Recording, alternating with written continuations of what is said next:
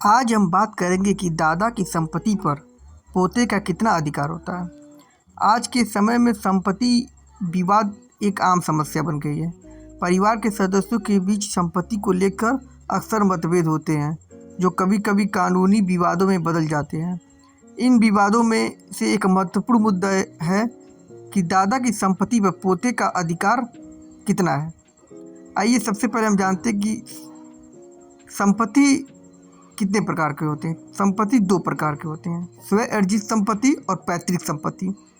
स्वयं अर्जित संपत्ति यह वह संपत्ति होती है जो किसी व्यक्ति ने अपने जीवन काल में खुद कमाई या खरीदी है। और दूसरा है पैतृक या पुश्तैनी संपत्ति। यह वह संपत्ति है जो किसी व्यक्ति को अपने पूर्वजों से विरासत में मिली है। अब जान लेते हैं कि स्व अर्जित संपत्ति पर पोते का कितना अधिकार है। दादा की स्व अर्जित संपत्ति पर पोते का कोई जन्मसिद्ध अधिकार नहीं होता है। अगर दादा बिना वसीयत लिखे मृत्यु को प्राप्त होते हैं तो उनकी स्व अर्जित संपत्ति उनके तत्काल कानूनी वारिसों को मिलेगी, जो शामिल है दादा की पत्नी यानी दादी, दादा के पुत्र, पोते के पिता, दादा की पुत्रियां। इस स्थिति में पोते को सीधे कोई हिस्सा नहीं मिलेगा, वह अपने माता पिता के माध्यम से ही संपत्ति का हिस्सेदार बन सकता है। पैतृक संपत्ति पर पोते का अधिकार। पैतृक संपत्ति के मामले में पोते का जन्मसिद्ध अधिकार होता है। यह अधिकार उसी तरह का होता है जैसे अपने पिता या दादा का अपने पूर्वजों से मिली संपत्ति पर होता है।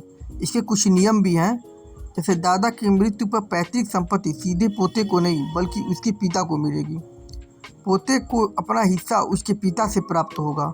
अगर पिता हिस्सा देने से इनकार करते हैं तो पोता कानूनी कार्रवाई कर सकता है। विवाद निपटान और कानूनी उपाय जान लेते हैं। संपत्ति विवाद को सुलझाने के लिए कई प्रकार के उपाय हैं। परिवार के बड़े सदस्यों द्वारा समय रहते संपत्ति का उचित बंटवारा, वसीयत लिखकर अपनी इच्छा स्पष्ट करना, विवाद की स्थिति में दीवानी न्यायालय में जाना। संपत्ति विवादों से बचने के लिए यह महत्वपूर्ण है कि परिवार के सदस्य एक दूसरे के अधिकारों का सम्मान करें और खुले संवाद के माध्यम से मतभेदों को सुलझाएं। साथ ही कानूनी प्रावधान की जानकारी रखना भी आवश्यक है ताकि अनावश्यक विवादों से बचा जा सके। ऐसे ही लीगल जानकारी के लिए हमारा चैनल जरूर सब्सक्राइब करें। धन्यवाद।